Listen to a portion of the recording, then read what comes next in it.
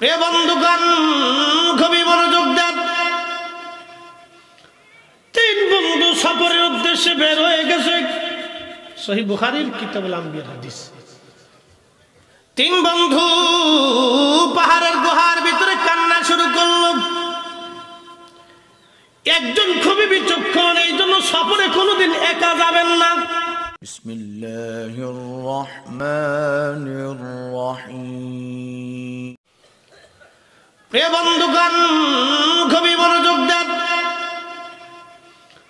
তিন বন্ধু সফরের উদ্দেশ্যে বের হয়ে গেছে। সহিহ বুখারীর কিতাবুল আম্বিয়ার হাদিস।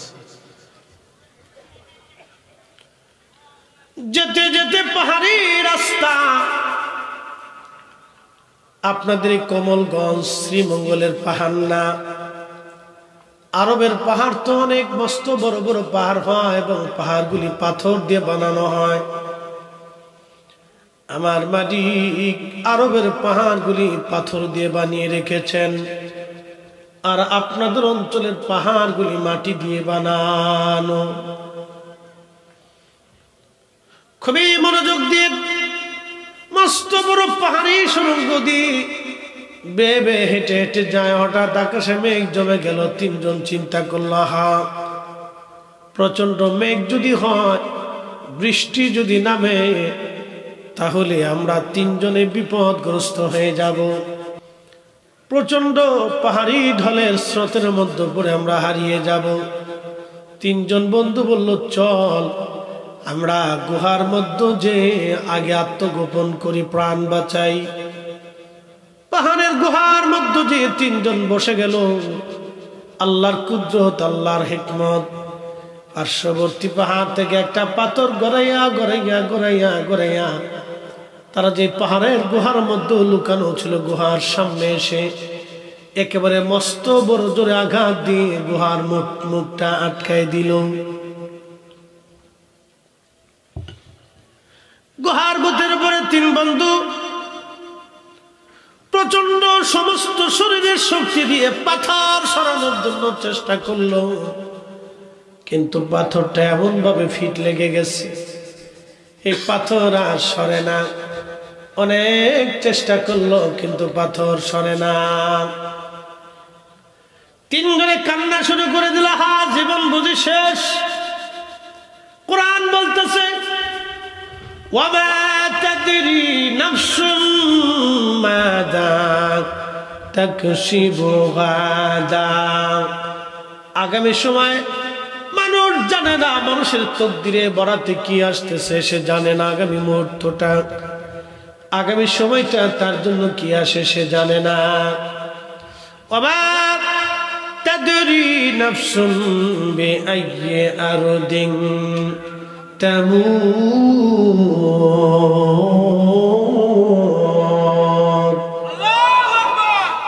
কষ্ট হয়।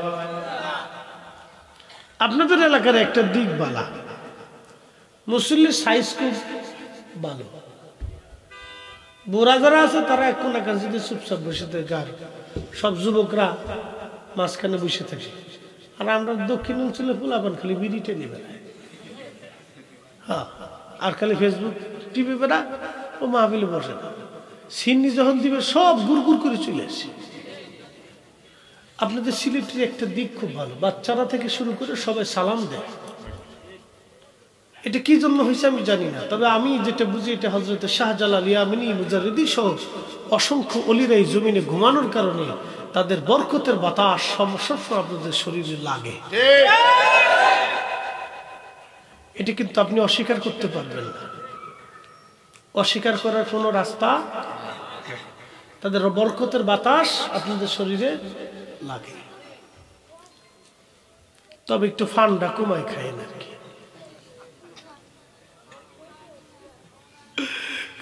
তা চলতো না। সার ফল সিলেটের জাতীয় খাবার। বাংলাদেশের জাতীয় ফলের নাম কি? সিলেটের জাতীয় খাবারের নাম কি? সার ফল। চিনি জানে তাতে কেউ লবণ দিয়ে রাখছে। জ্বালা কোন দিক দিয়ে কর। আমার হাই প্রেশার, লবণ খেলে আমি বাঁচবো, আমি তো মরি। খুব মনোযোগ দিয়ে। আমার প্রেশার কিন্তু আজকে তো হাই না, করোনার থেকে প্রেশার হাই হয়েছে। তারপর প্রত্যেকদিন 3-4 করে মাহফিল মারতেছি। মার হাবা কইলেন না? যদি থাকে লসিবি আপনা আপনি আসিবে, যত বিরুদ্ধে গুতাগুতি করুক কাজ হবে না। অনেকে দেখবেন বিরুদ্ধে লাগার লাগে ভুল ধরবো, এই ধরবো সেই ধরবো, আড্ডা ছাতা ঘুরার ডিম ধূর ধরি। কি কথা করলেন? মানুষ আমরা চেহারা দেখে দাওয়াত দেয় না, ওয়ার শুনে তারপরে দাওয়াত দেয়। মানুষ জানে কোনটা ভুল আর কোনটা শুদ্ধ। এদের আলেম ওলামা বহুত আছে। কি কথা কর না কেন?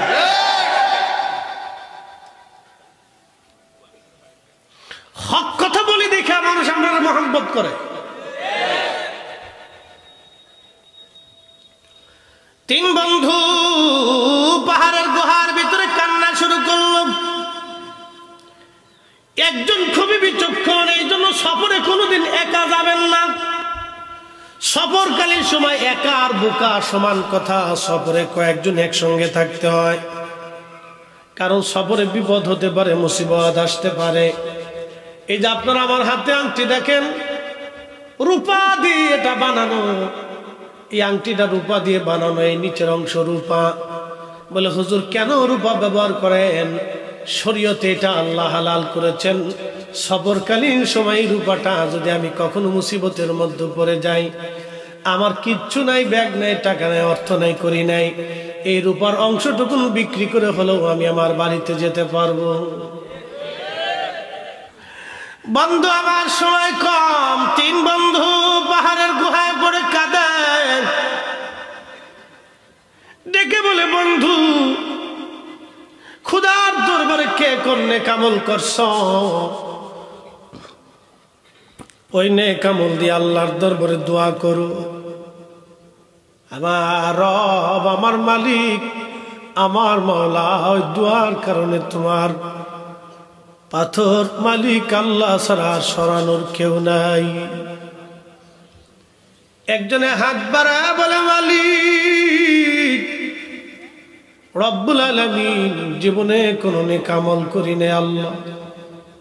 আমি একটা জীবনে ভালো কাজ করেছিলাম আল্লাহ, তুমি জানো। সারাদিন পরিশ্রম করে আমার বাড়িতে একটা দিন মজুর 1 সা গম নিয়ে যাইতো, 3 সেরের মতন। 1 সা গম নিয়ে সে বাড়ি যাইতো। সারাদিন পরিশ্রমের বিনিময়ে সে পাইতো, কোন রকম দিন চলতো। প্রিয় উপস্থিতি, মনোযোগ দিয়ে শুনিয়া যান।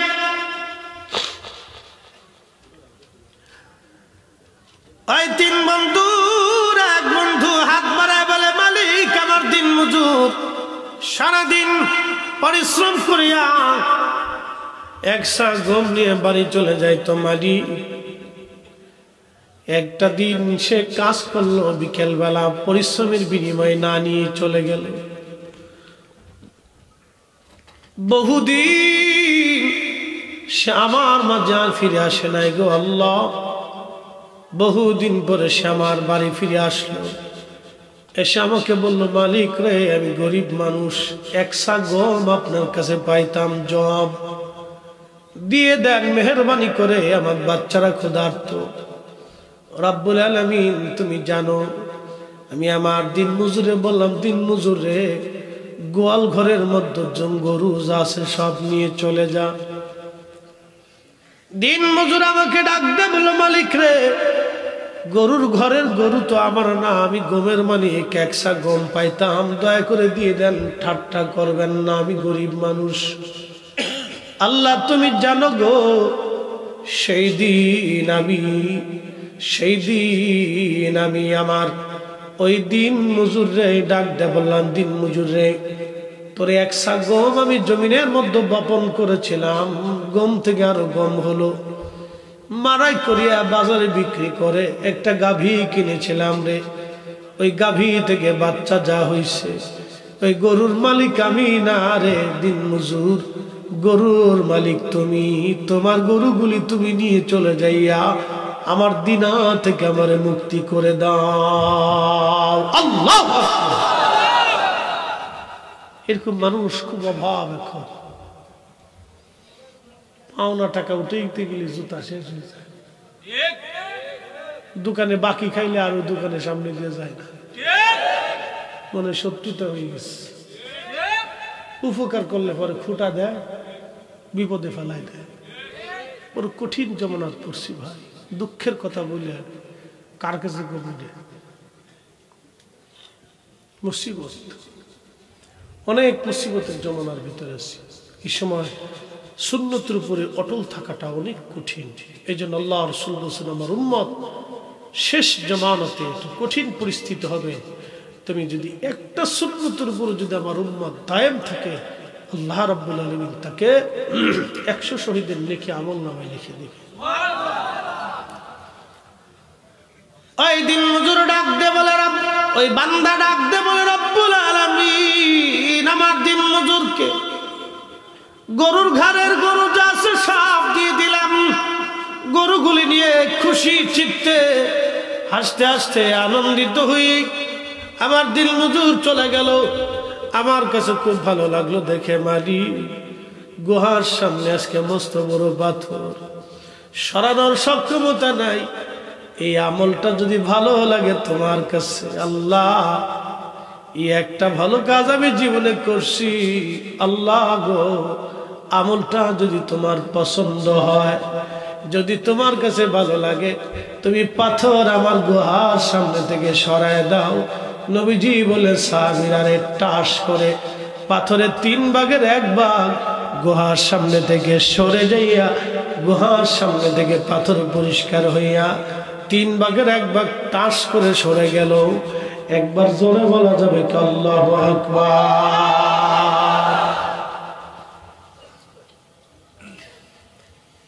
প্রত্যেক উত্তম আমলের বিনিময় আছে এবং সুন্দর বেনিফিট আছে। কামালগঞ্জ আদমপুরবাসী আমার কথা শুনিয়া যান। 2 নম্বর ব্যক্তি হাত বাড়ায় বলে, মালিক আমার জীবনের কোনো নেক আমল নাই আল্লাহ। সারাদিন উট দুম্বা ছাগল ভেড়াগুলি চড়াইতাম, বিকেল বেলা বাজারে বিক্রি করতাম, দহন করতাম দুধ, কিছু দুধ পেয়ালা ভরে মার জন্য নিয়ে আসতাম। যার ঘরে মা আছে রে, বাবা আছে রে, শুনে যাও,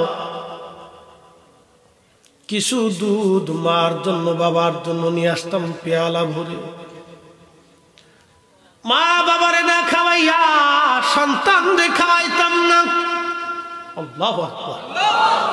আগে বাবা মা খাবে, তারপরে সন্তান খাবে।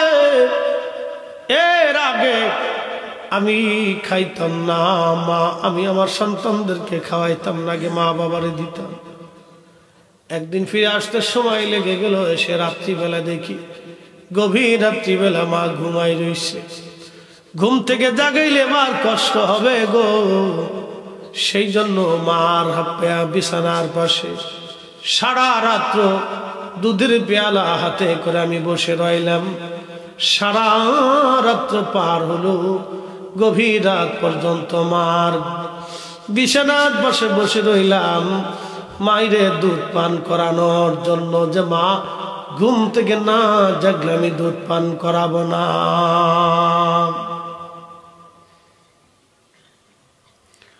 গভীর রাত্রে মার ঘুম ভাঙলো, মায়ের আগে দুধ পান করাইলাম, বাচ্চারা ক্ষুধার জ্বালা কেঁদে কেঁদে ঘুমাইলো। মায়ের দুধ পান করানোর পরে বাচ্চাদেরকে খাওয়াইলাম।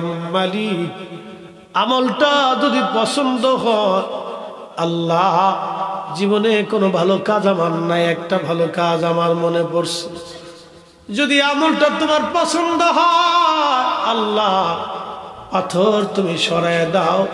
সঙ্গে সঙ্গে পাথরের বাকি 2 ভাগের 1 ভাগ টাস করে গুহার সামনে থেকে সরে চলে গেল। একবার জোরে বলা যাবে কি সুবহানাল্লাহ। ওয়াবুদুল্লাহ ওয়ালা তুশরিকু বিহি শাইয়্যা وبالوالدين إحسانا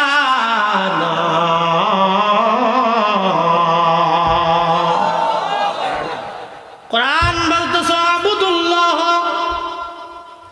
আল্লাহর ইবাদত করবা তোমরা ওয়ালা তুশরিকু বিহি শাইআ আল্লাহর সাথে শিরিক করবা না কখনোই শিরিক যদি করো তো মহা সর্বনাশ হয়ে যাবে শিরিক করবেন আল্লাহর সাথে আল্লাহর সমকক্ষ আল্লাহর অংশীদারিত্ব কোন অবস্থাতেই করা যাবে না নবীজি বলেন উম্মতে তোমাদেরকে যদি কেটে কেটে টুকরা টুকরা করা হয় কেটে কেটে যদি টুকরা টুকরা করা হয় তারপরে তুমি শিরিক করবে না কারণ শিরিক করে যদি তুমি কবরে চলে যাও তুমি বেঈমান হয়ে চলে যাবে তোমার আখিরাত বরবাদ হয়ে যাবে অতএব দুনিয়ার জীবন থেকে যদি তোমাকে কেটে কেটে টুকরা টুকরা করা হয় তারপরেও তুমি শিরিক করবা না শিরিক করবা না আবুদুল্লাহ ওয়ালা তুশরিকু বিহি শাইআ ওয়া বিল ওয়ালিদাইনি ইহসানা আর তুমি তোমার পিতা মাতার সঙ্গে সুন্দর ব্যবহার করবা চমৎকার আচরণ তুমি করবা চিৎকার মেরে জোরে বলেন আল্লাহু আকবার কষ্ট হইতেছে ও উঠছেন কেন মুতে ধরছে তাহলে কেংসি মেরে সাপ দিয়ে বসে থাকে হ্যাঁ লড়াচড়া করা যাবে না বলেন দুনিয়াতে থাকার জন্য আসছি না চলে যাব চলে যাব একদিন মাটির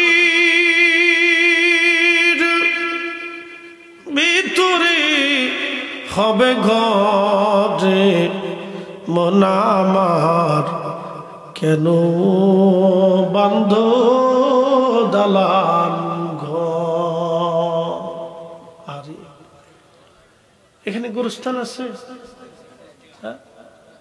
কত বছর আগে অনেক দিন আগের কবর আল্লাহু আকবার আমরা 100 বছর আগে যারা কবর দিছে তার কবরের চিহ্ন কি আছে অনেক কবর হারাই গেছে আপনি একটু আজকে রাত্রিবেলা যে ঘুমানোর আগে একটু ফিকির করবেন ফিকির মানে চিন্তা যাহারে আমাদের এই গোরস্থানে 100 বছর আগে যারা কবরে দিল তার অস্তিত্ব আজকে কবরে নাই কবর হারিয়ে গেছে মিসমার হয়ে গেছে কবরের পাশে দাঁড়ানোর কেউ নাই বাকি 100 বছর পরে আমার কবরের পাশেও দাঁড়ানোর কেউ থাকবে না তাহলে কেন দুনিয়ার জন্য আমি পারাপারি করব মারামারি করব কাটাকাটি করব আরেকজনের সম্পদ নষ্ট করব হক নষ্ট করব আরেকজনের অধিকারকে হনন করব গালিগালাজ করব কি জন্য এটা আপনাকে বুঝতে হবে এটা যদি আপনি ফিকির করেন এই জন্য আল্লাহ রাসূল বলেছেন নাহাইতুকুম আন জিয়ারাতিল কুবুর কবর জিয়ারত নিষেধ করতাম ফাজুরুহা তোমরা কবরের কাছে যাও জিয়ারত করো দাঁড়াও কবরের পাশে যদি সম্ভব হয় তো রাত্রে যাবে রাত্রে কবরের পাশে দাঁড়ালে আপনার দিল আরো সফট হয়ে যাবে আপনি নীরব হয়ে যাবেন হিম হয়ে যাবে শরীরে আপনার যাহা পৃথিবীটাকে এরকমই আমার ঘরে আলো আছে বাড়িতে আলো আছে বিছানা আছে খাট আছে পালন আছে সব আছে এই কবর দেশে আজকে যারা ঘুমিয়ে গেল তাদের কিচ্ছু করার মতো আমাদের হাতে কোনো ক্ষমতা নাই একদিন মাটির ভিতরে হবে ঘরে মন আমার কেন বান্ধ দালান ঘর এই জন্য আল্লাহ বলেন আনফিকু মিম্মা রাযাকনাকুম মিন ক্বাবলি আইয়াতিয়া আহাদাকুমুল মাউত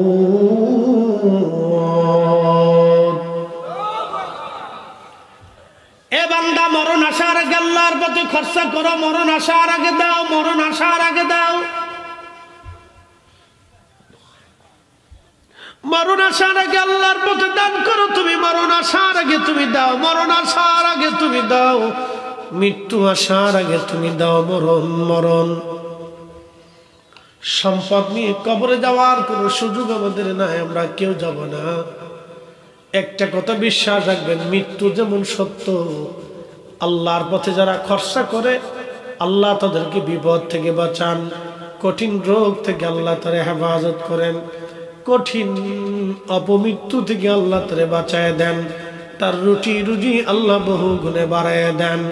অতএব যারা আল্লাহর পথে খরচা করে কোনো অংশে আল্লাহ তাদেরকে কমতি দেয় না, 1 টাকা 700 গুণ পর্যন্ত আল্লাহ বাড়ায়।